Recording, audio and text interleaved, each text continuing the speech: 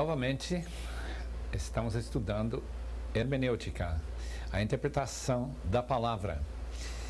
Hoje, nós queremos continuar nosso estudo das regras específicas necessárias para entender bem a palavra. Nossa quarta regra é a importância de interpretar a palavra ou frase de acordo com o propósito do livro. A teologia bíblica prepara o aluno a reconhecer as diferenças dos diferentes autores. Mateus é diferente de João, João é diferente de Lucas ou de Atos, Paulo é diferente de Tiago e assim por diante. Conhecendo o livro e o seu propósito, ajuda certamente na interpretação. Nós podemos encontrar esse tipo de ajuda na Bíblia Vida Nova, que lá bem no fim tem uma análise de cada livro da Bíblia. E lá vai tratar justamente do propósito. Ou temos a introdução ao Antigo Testamento do William Lassor, o David Hubbard e Frederick Bush. Esse livro novo também vai tratando de cada livro do Antigo Testamento em relação ao seu propósito. Quando, portanto, reconhecemos uma frase dentro do propósito do livro, veja, por exemplo, em capítulo 6 de Gênesis, que trata do arrependimento de Deus, no versículo 6. Sabemos que isto não é a mesma ideia de que Atos tem quando trata em capítulo 2, 38, que o homem tem de se arrepender. O arrependimento de Deus não é de pecado. Significa mudança de maneira de tratar as pessoas diante da maneira que os homens agem. Dessa maneira nós podemos entender bem melhor. Enquanto o livro de Gênesis está tratando do propósito de contar como as coisas aconteceram, enquanto o livro de Atos está contando como a igreja começou, vemos essa diferença bem clara. O propósito do livro de João é para que os leitores creiam. Leia capítulo 20 de João, versículo 31, e ele diz, essas coisas foram escritas, relatadas, para que creiais que Jesus é o Filho de Deus, que ele é o Cristo, e para que crendo tenhais vida em seu nome. O propósito bem evangelístico, ou também para manter a fé. Essa deve ser a razão que no livro de João nunca encontramos a palavra crer colocada no passado, porque crer é algo que continua junto com a pessoa, ele sempre continua crendo. E justamente nesse versículo também, essas coisas foram escritas para que creiais. A razão de João é para que os leitores creiam. Nós encontramos, por exemplo, Romanos. A mesma coisa, Romanos foi escrita para apresentar a teologia de Paulo para uma igreja que estava muito conturbada por causa de um decreto que Cláudio César tinha mandado todos os judeus para fora da cidade, inclusive a liderança da igreja, que começou na sinagoga de Roma. Quando Paulo escreve no ano 57 o livro de Romanos, ele quer que os irmãos lá, tanto judeus como gentios, tenham uma ideia bem clara de sua doutrina, como também que eles o aceitem de bom grado e o envia na sua continuação de viagem para a Espanha. É só ler Romanos 15 para perceber claramente o propósito que ele tinha em escrever esse livro. Tem muita importância também saber como é que nós devemos ligar o Novo Testamento ao Antigo. Se as doutrinas e práticas do Novo Testamento na igreja devem ser continuadas daquelas práticas do Antigo Testamento. Essa área de continuidade ou descontinuidade é uma das áreas mais controvertidas na hermenêutica. Por exemplo, o dar o dízimo para a igreja, que é claramente ensinado em Malaquias, mas não tão claramente ensinado no Novo Testamento, onde a ordem bíblica é de nós não guardarmos ou empilharmos dinheiro para nós mesmos, mas dar e colocar no céu. O que devemos fazer amigos, como Lucas 16 diz. e pouco se trata. Então a pergunta sempre tem que surgir se o Novo Testamento está dando um aval ao ensinamento do Antigo ou que está cortando e está relacionando aquele ensinamento do Antigo Testamento, por exemplo, os sacrifícios, o sacerdócio, tudo isso, com a velha dispensação, a velha prática da nação israelita. Enquanto no Novo Testamento nós dependemos do próprio Senhor Jesus. O Sermão do Monte, que a lei de Cristo é até mais exigente do que a lei do Antigo Testamento. Mas notem bem que essa lei é a área espiritual e moral. E não tem nenhuma reafirmação sobre sacrifícios de animais, sobre guardar festas judaicas ou guardar o sábado. Portanto, esta área de propósito do livro, ou livros do Antigo Testamento e do Novo, é muito importante para a gente poder entender o texto. Nós gostaríamos de recomendar um livro como este aqui, Entendes o que Leis, já foi mencionado, mas é muito importante esse livro porque os autores que tratam do Antigo Testamento como também do Novo falam exatamente como o propósito daqueles livros que nós encontramos lá. Número 5, uma quinta regra. A importância de comparar passagens paralelas. Isso pode nos dar uma ajuda imensa na interpretação quando nós percebemos que um texto lança luz sobre outro texto. Estamos seguindo aquele princípio que a Bíblia interpreta a própria Bíblia. Uma ilustração. Em Romanos capítulo 13, versículo 13 e 14, nós encontramos uma recomendação, exortação para que nós revistamos de Cristo. Gálatas 3, 27 também fala de se revestir de Cristo. Encontramos em Colossenses 3, 12 e 14, também de vestir-se de Cristo e se despir-se do velho homem. Trata-se justamente de, não a maneira de colocar roupa, não tem nada a ver com o uso de costumes das mulheres se vestirem de uma maneira modesta. Não, está tratando justamente que no Novo Testamento, se vestir significa colocar um novo estilo de vida, viver uma vida cristã, autenticamente santa e piedosa, e não essa vida antes de conhecer a Cristo. Tudo ilustrado no próprio batismo, quando a pessoa veio para se batizar, trazia roupas velhas, bem sujas, jogava essas roupas no lixo e depois de sair da água do batismo, ele se vestia de roupa limpa e até nova.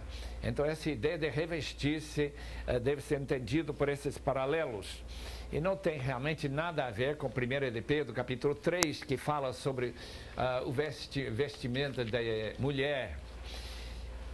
Outro texto, Números 22 e 24, dá a impressão que Balaão é um homem de Deus. Por quê? Porque ele recebe profecias, ele é um vidente que tem mensagem para Israel.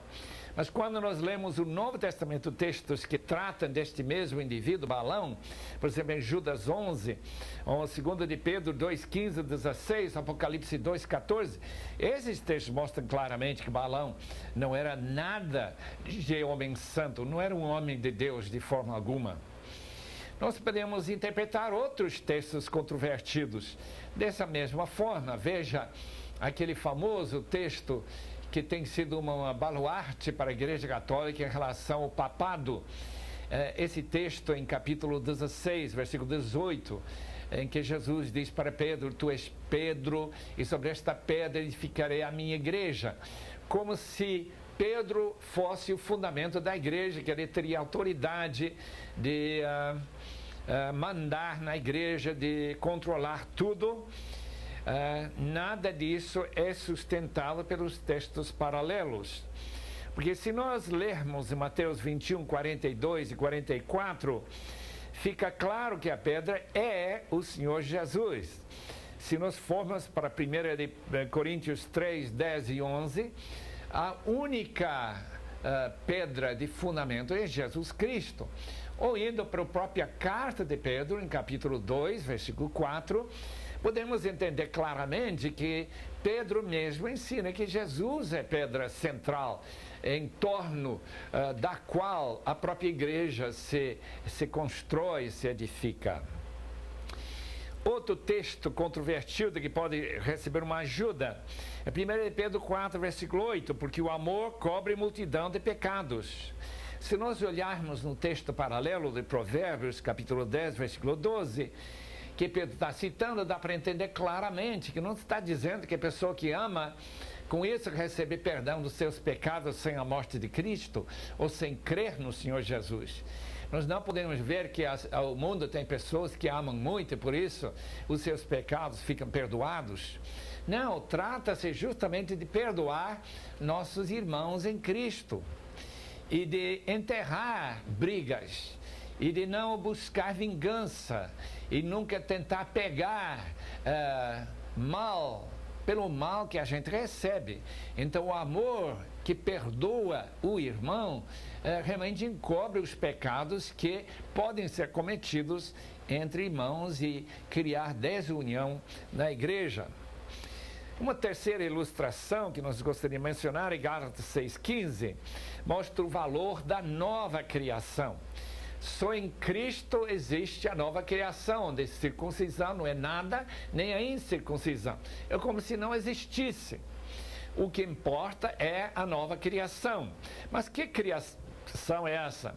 Talvez 2 Coríntios, capítulo 5, versículo 17, nos ajudaria. Lá nós descobrimos que, se alguém está em Cristo, há uma nova criação. Ou há uma nova criatura, no original não dá para distinguir. Então, o que importa é que nossa vida seja uma vida em Cristo, uma vida controlada pelo Espírito, produzindo seu fruto em nós. E não marcas externas, como era a circuncisão para o judeu. Outro texto, Filipenses 3,9, não tendo justiça própria que procede de lei, senão a que é mediante a fé em Cristo, a justiça que procede de Deus, baseada na fé. Paulo não está de modo algum contrariando a ideia de viver uma vida justa. O texto paralelo, tanto em Romanos como Gálatas, mostra que esta vida pela fé é uma vida de justiça. Mas não é uma vida de justiça que torna Deus nosso devedor. Nós não podemos viver uma vida justa e chegar diante de Deus e argumentar que Ele deve nos deixar entrar no céu por causa de nossa justiça. É por isso que Paulo diz, não por obras de justiça que a gente faz cumprindo a lei. Paralelismo também pode ajudar muito na interpretação de poesia. É uma característica da poesia hebraica que existe paralelismo. E nós encontramos vários textos que mostram este paralelismo. Lâmpada para os meus pés, Salmo 119, versículo 105. É tua palavra e luz para o meu caminho. Lâmpada para o pé, luz para o caminho são textos ou frases paralelos. Em quase toda a poesia hebraica nós encontramos esse paralelismo. Uma outra regra que nós queremos mencionar são as figuras de linguagem, não devem ser interpretadas literalmente.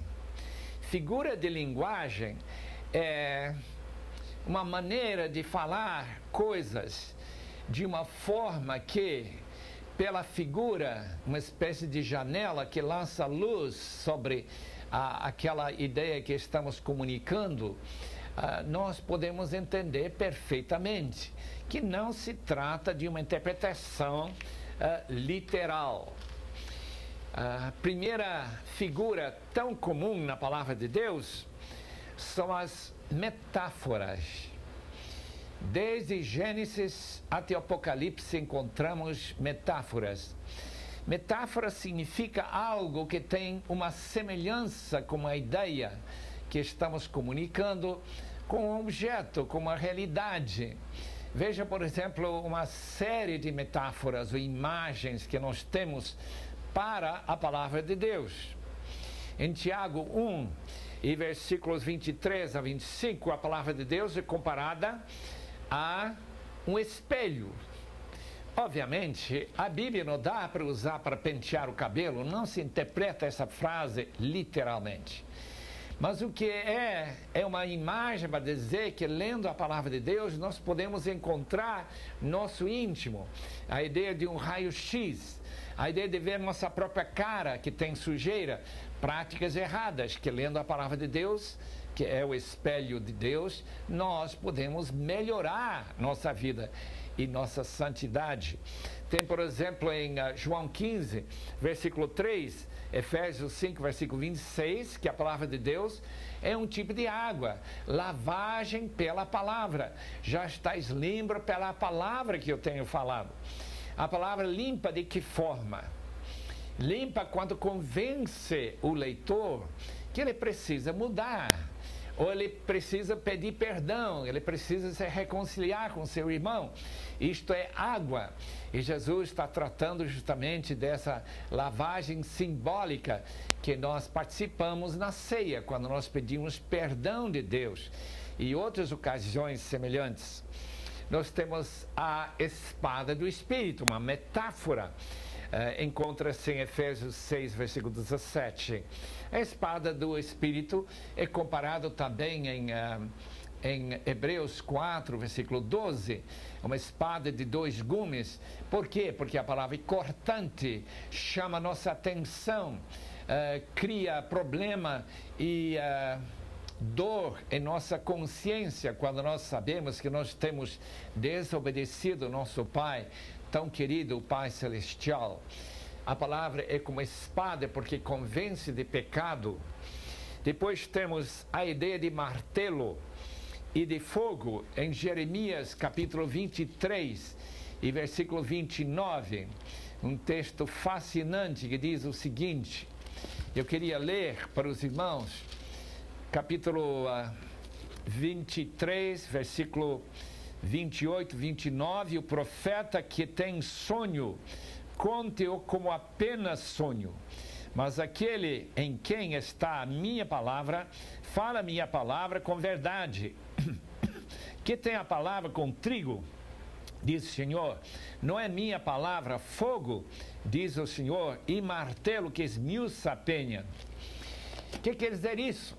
É uma metáfora, são duas metáforas. Fogo no sentido que o fogo separa a palavra falsa de profetas que não falam a não ser sonhos, que não têm nenhuma comunicação revelatória de Deus, e um sonho ou uma palavra que vem diretamente de Deus através dos seus profetas autênticos.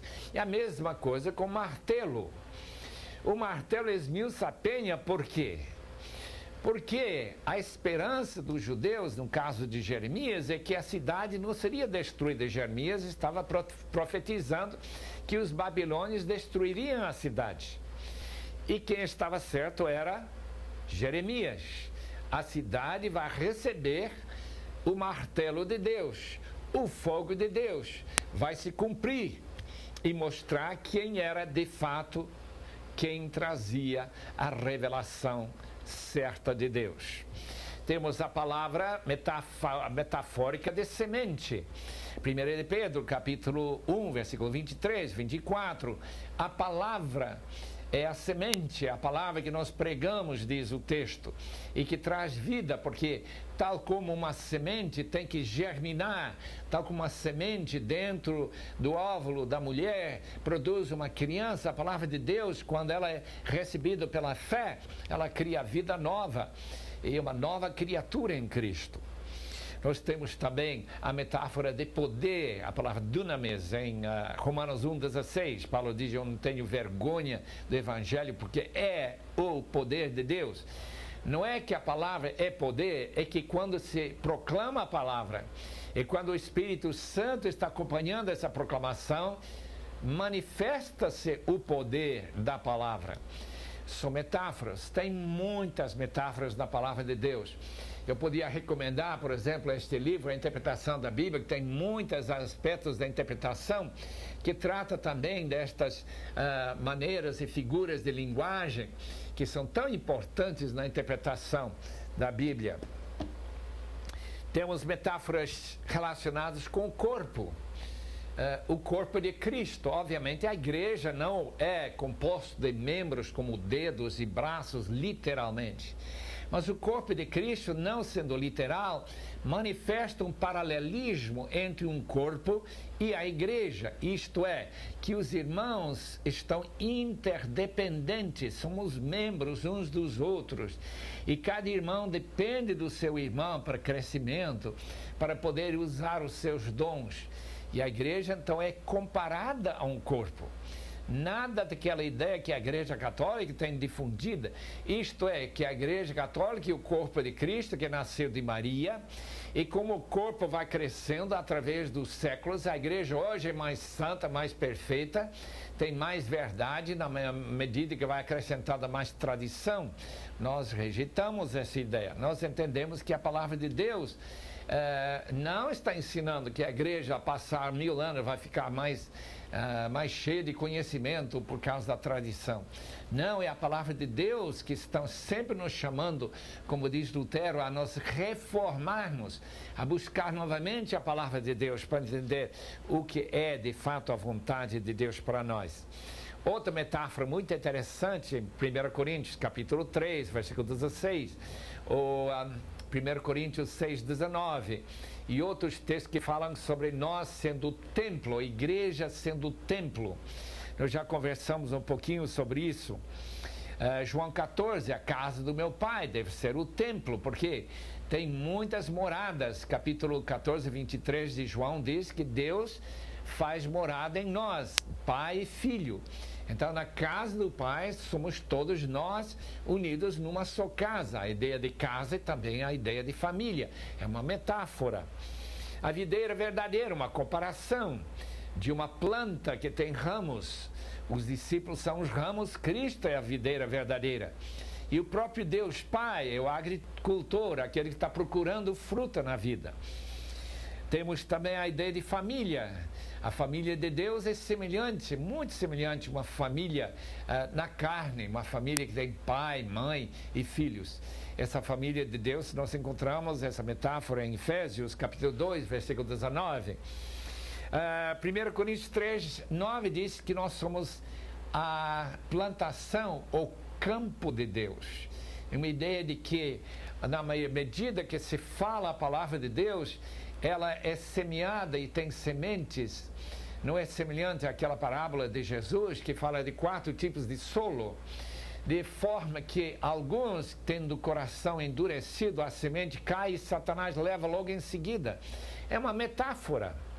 Aliás, as parábolas são metáforas mais extensas, que incluem mais elementos do que apenas uma pequena ideia.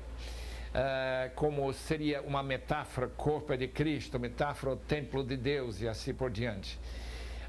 Graças a Deus que tem saído recentemente alguns livros excelentes sobre as parábolas, que podem dar uma ajuda imensa para quem quer entender melhor, especialmente a importância da cultura nas parábolas de Jesus, no livro de Kenneth Bailey, editado pela Edições Vida Nova. E acaba de sair pela editora Vida, todas as parábolas da Bíblia, inclusive do Antigo Testamento. Um livro de Herbert Lockyer, um livro que eu recomendo. Pode ser uma ajuda para a sua vida na interpretação dessas metáforas mais extensas que nós encontramos na palavra de Deus. Outra segunda figura de linguagem é metonímia. Quer dizer, o emprego da causa pelo efeito, o sinal, o símbolo pela realidade sugerida pelo símbolo. Deixe-me ilustrar. Jesus diz: eles têm Moisés e os profetas, ou seja, o Antigo Testamento. Moisés e os profetas não inclui toda a Bíblia.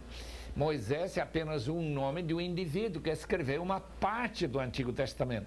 Mas Jesus usa isso em metonímia, usando Moisés e os profetas para descrever o Antigo Testamento todo. 1 João 1,7: o sangue de Jesus Cristo, seu Filho, nos purifica de todo pecado. Não é bem o sangue que nos purifica. Por exemplo, se Jesus teria derramado, cortando o dedo com uma faca lá na casa de Maria, cortado o dedo, caiu uma gota de sangue, esse sangue não tem poder purificador. A ideia de metonímia é que o sangue de Cristo refere-se à morte de Cristo. A morte, todo aquele sangue foi derramado, demonstrando o efeito junto com a causa que nos traz salvação e nos purifica de todo pecado.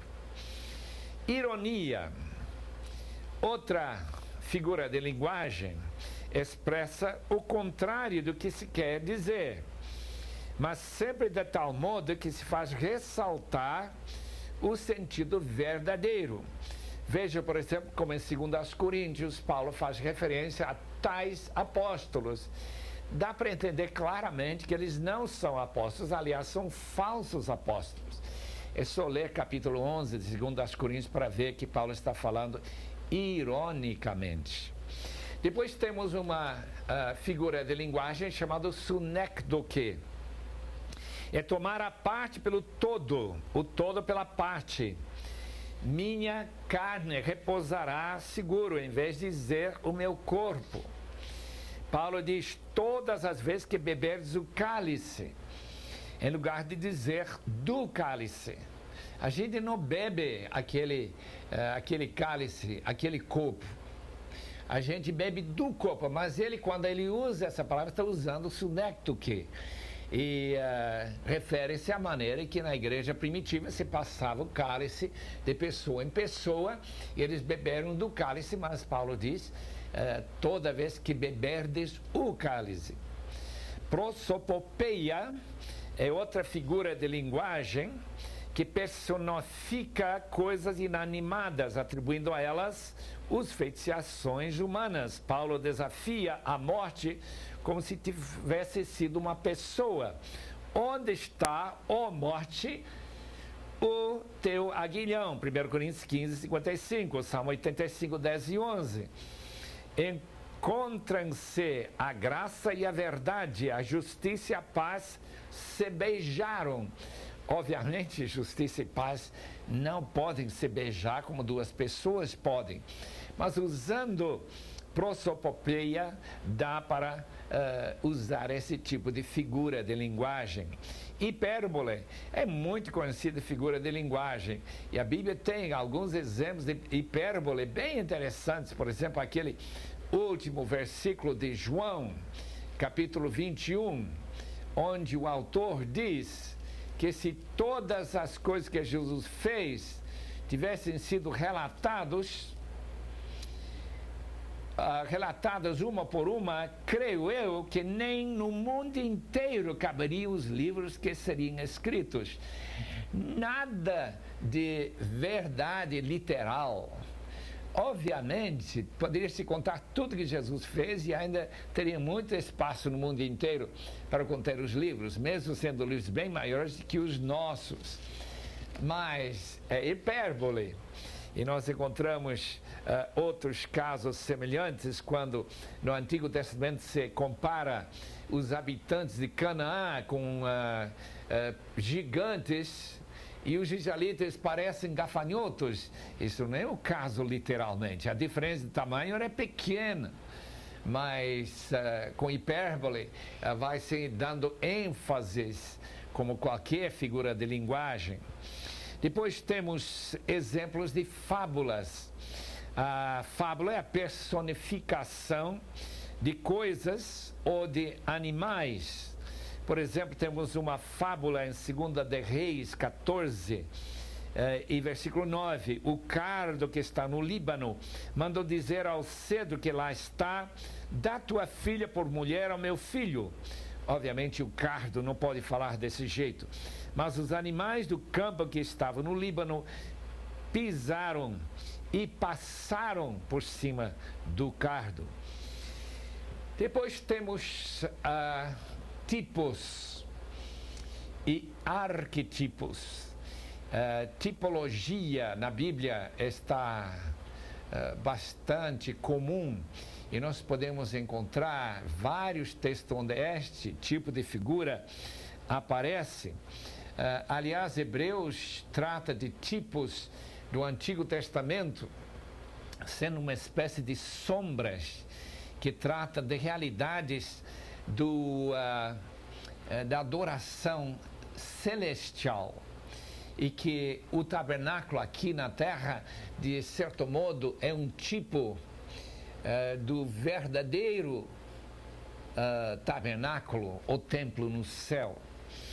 Nós encontramos Jesus usando a tipologia da serpente que foi levado no poste lá no deserto, em Números 13, e trazido para João 3,14, e fazendo essa comparação, como Jesus seria colocado justamente num madeiro tipo cruz, que seria bem semelhante àquele em que estava pendurado aquela serpente. João 4, versículo 23, 24, fala sobre adoração no Espírito, e não em Jerusalém, nem em Gerizim. A ideia é que Jerusalém, aquela adoração do templo, ou adoração dos samaritanos em Gerizim, eram tipos de adoração que agora começa com a vinda de Cristo a ser praticada. Devemos, portanto, lembrar que a Bíblia tem muitas figuras de linguagem e que devem ser interpretadas segundo a intenção que o autor tinha quando ele colocou essa figura. Não é para nunca interpretar literalmente. É de grande ajuda este livro, Entendes o que Leis, quando o autor, o professor Gordon Fee, nos chama a atenção da maneira de interpretar um livro que está realmente repleto de figuras, o livro do Apocalipse. Então, para quem quer entender melhor o livro do Apocalipse, pode buscar esse livro e lembrar que na literatura apocalíptica se usa muitas figuras. Aquela mulher vestida do sol, do capítulo 12, a ideia do dragão, a ideia que nós encontramos de bestas que saem do mar, a besta que sai da terra, capítulo 13, são tudo figura, e nós devemos interpretar desta forma. Agora passamos por uma área bem interessante na interpretação. Eu estou dependendo demais de um professor chamado Cedric Johnson, que escreveu um livro chamado Psicologia da Interpretação Bíblica. Foi publicado pela Zondervan, mas infelizmente não existe em português. Foi publicado em 1983. O teólogo holandês C.G. Berkouwer comenta: tal variedade e mutuamente contraditórias interpretações surgiram, todas apelando para as mesmas escrituras, de maneira que pessoas sérias começaram a duvidar se o subjetivismo na compreensão das escrituras não fosse a razão da pluralidade de confissões da igreja. Não leem todas a Bíblia da perspectiva corrente deles e com as suas pressuposições. Então, o professor Johnson quer que nós entendamos que as separações entre as denominações, a diversidade de doutrinas, se baseia em diversidade de interpretação. E que esta variedade tão grande de interpretações dá a impressão forte que há elementos psicológicos na interpretação, que nós nos inclinamos a entender as escrituras do nosso ponto de vista e sempre a nosso favor.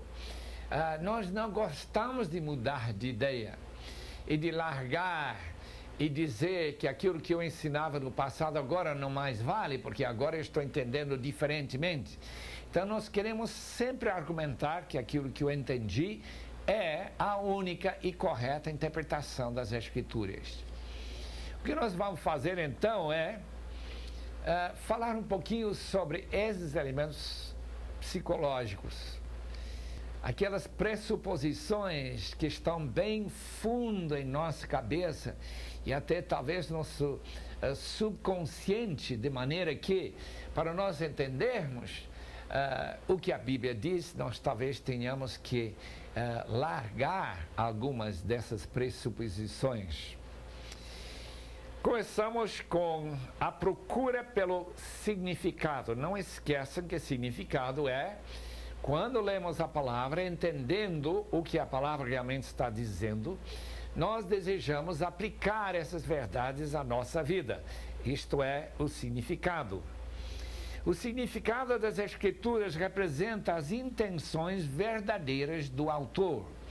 Isso fica claro, como disse W.C. Kaiser, aquilo que está no texto, indicado pela gramática, o uso de palavras pelo autor e suas intenções reais. Quando aquelas intenções reais são entendidas, então nós estamos em sintonia com a verdadeira palavra de Deus. O sujeito que lê, interpreta dentro do contexto de sua mente. Ele vai pegando ideias dentro do texto e vai inserindo nas suas ideias já existentes, no seu pensamento, dentro de sua compreensão.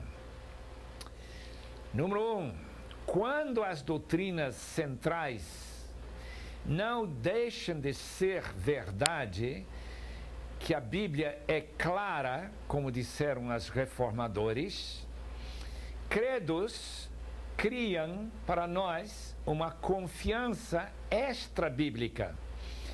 Por exemplo, as afirmações do credo dos apóstolos, que declara o cerne da palavra. Graças a Deus que não há modificações na maneira de pensar sobre as grandes e básicas e doutrinas centrais da Bíblia.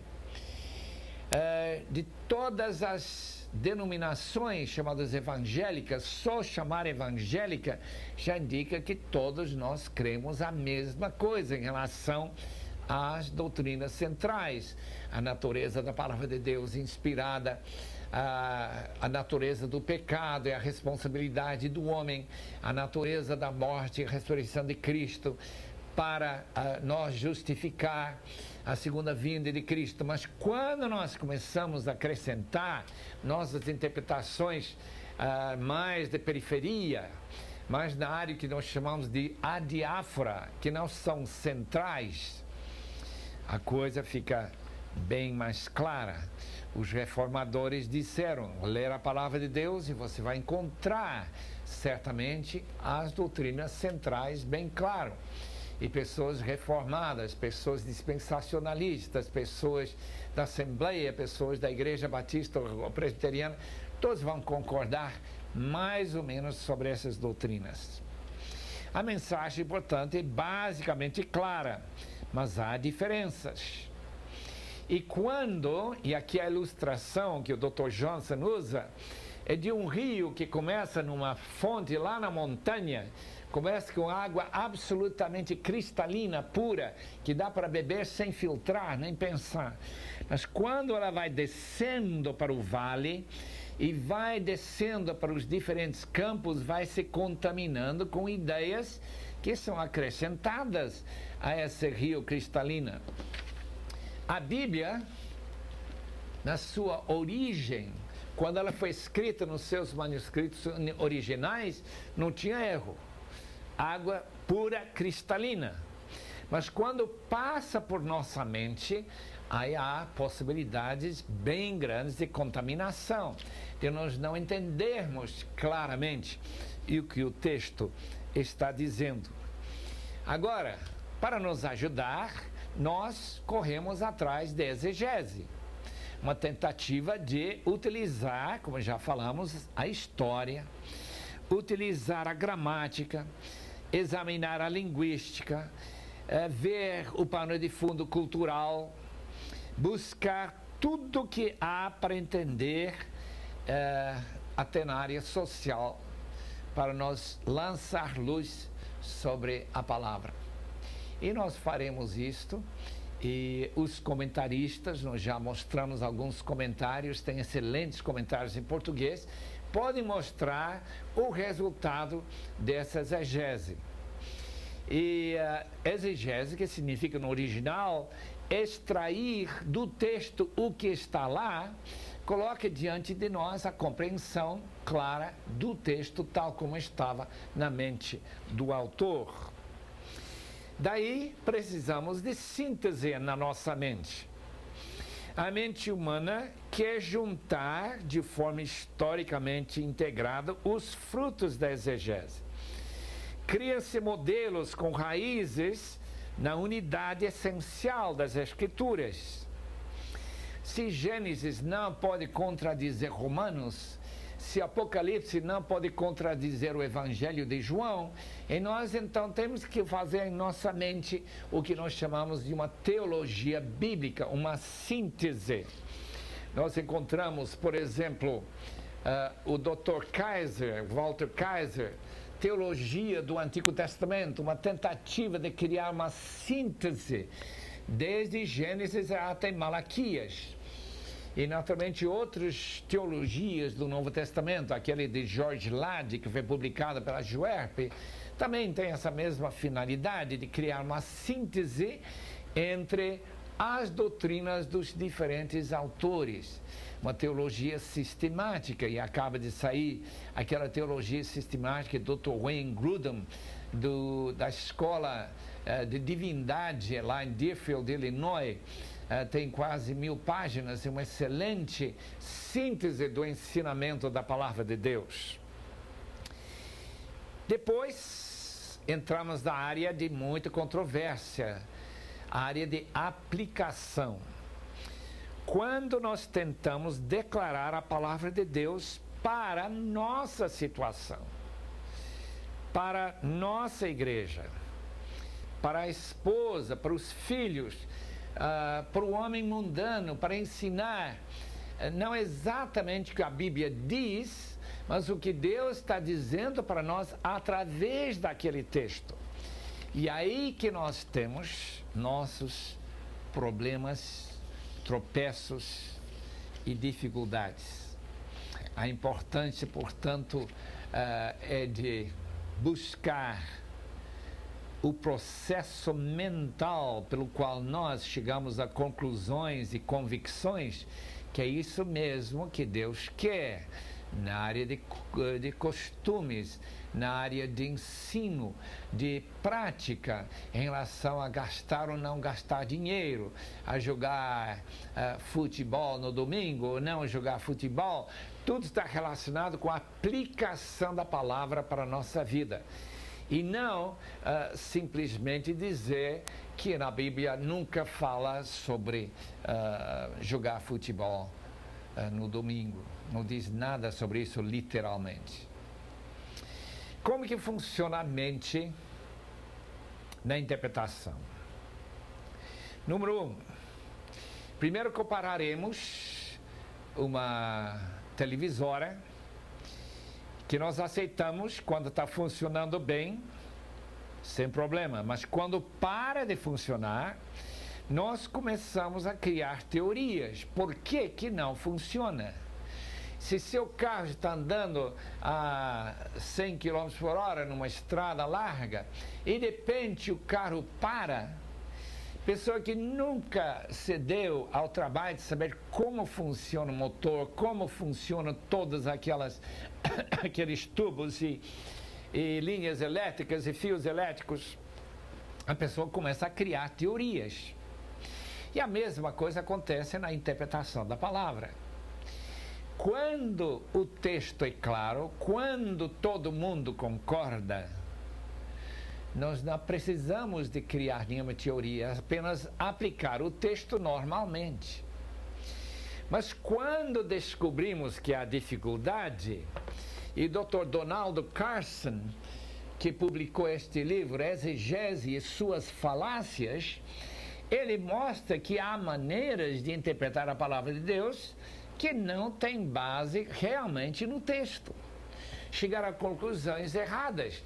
Então, essas falácias precisam ser reconhecidas. Quando o motor, para usar ilustração, não está funcionando bem. Nós somos pessoas de corpo e alma, físico e mental. A pessoa é uma como as chamas e os galhos que queimam na lareira, que queimam num fogo. A mente não funciona como uma câmera fotográfica, mas num processo executivo, monitorizando, racionalizando, relatando e relacionando a memória e possibilidades futuras. Esse processo começa com mais ou menos 10 a 11 anos. Antes daquela idade, a criança simplesmente engole tudo, mas quando ele começa a racionalizar, quando ele começa a cuidar de questionar se 144 mil é o número completo de crentes que vão ser salvos, ele logo vai ter dificuldades. Porque ele sabe que só na cidade de São Paulo tem muito mais de 144 mil crentes. Como se faz nas ciências exatas, a mente formula hipóteses, suposições sobre relação entre duas ou mais fenômenos, ou variáveis verdades. É a sequência em que nós dizemos assim: se isto é verdade, então isto talvez não seja verdade, já que são contraditórios. E daí nós criamos uma tentativa de buscar soluções. Se, visitando a Palestina, e descobrimos que a semente, o grão de mostarda, não é a menor semente, então nós temos que criar uma teoria para explicar como é que Jesus declara que era, e Jesus não erra. Então nós damos nossas soluções. É a semente menor que se plantava.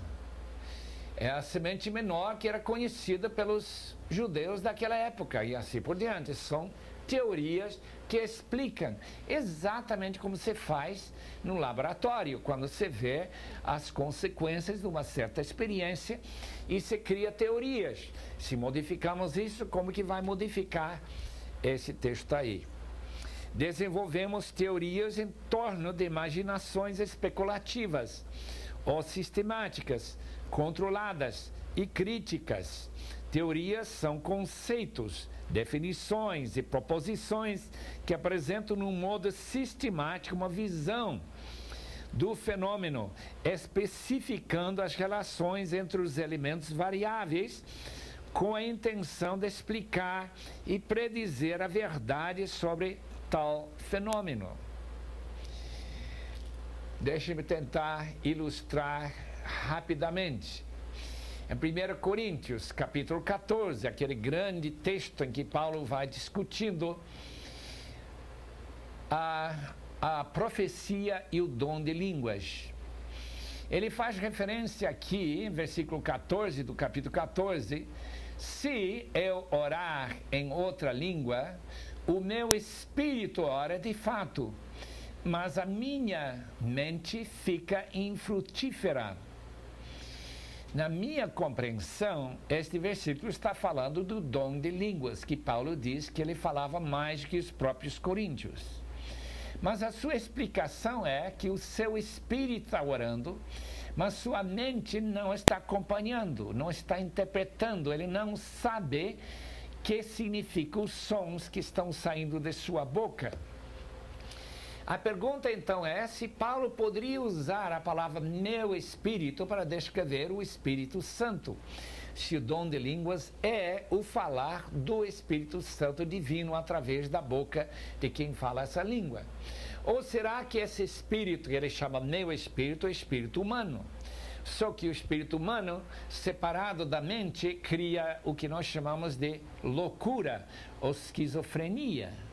Ou será que este espírito já que na minha Bíblia os autores ou tradutores colocaram minúscula, trata-se de um tipo de anjo, que realmente seria o dom de língua, seria uma língua angelical. Todas aquelas teorias, possibilidades, são mexidas dentro da cabeça para chegar à conclusão. Piaget chama o processo de organizar hipóteses em esquema. Não é foto nem imagem, mas heliógrafo. Podemos guardar poucos elementos interrelacionados em nossas cabeças ao mesmo tempo. Microteorias são juntadas para formar macroteorias, descrições globais e paradigmas. Estes providenciam metáforas, analogias, explicações e padrões para solucionar enigmas. Estes são testáveis e formam um pano de fundo para sistematizar suas interpretações. Vêem-se as partes e juntam-se ao todo. Por exemplo, caso bem claro: calvinismo, soberania de Deus, predestinação, por um lado, arminianismo, liberdade humana, por outro lado. E nós temos uma divisão no mundo evangélico, tanto no Brasil como fora do Brasil, aqueles que mais se inclinam na direção da Armínio e aqueles que se direcionam mais na inclinação de Calvino. Então nós temos justamente estas distinções que são normais quando muitas experiências e textos bíblicos são juntados para dizer: eu sou calvinista. Eu acabo de ler Romanos capítulo 9, onde diz que Deus mesmo endureceu o coração de Faraó e que ele escolheu a Jacó e rejeitou a Esaú antes deles nascerem. Então eu sou calvinista. Mas o outro vai criar suas interpretações em torno de um monte de outros textos que parecem contrariar isto e chega a uma outra conclusão. Nós temos a teologia da aliança, temos a teologia do dispensacionalismo, que divide mais ou menos pela metade o mundo evangélico americano. Temos a Bíblia Vida Nova, temos a Bíblia Scofield. A Bíblia Scofield vai apresentando a posição chamada dispensacionalista. São conclusões chamadas de macroteorias, juntando pequenas teorias para sua finalidade. Assim chegamos ao ponto final de nossa aula de hoje. Nossa aula de hoje foi uma tentativa de mostrar, em primeiro lugar, como nós precisamos usar paralelismo, usar as figuras para entender a palavra. E daí começamos a ensinar um pouquinho sobre as influências da mente e que nós temos certas ideias já formadas em nossa cabeça. Espero que todos estejam acompanhando e gostando e que algum dia possam ler ainda mais daqueles livros que foram apresentados sobre a interpretação da palavra de Deus.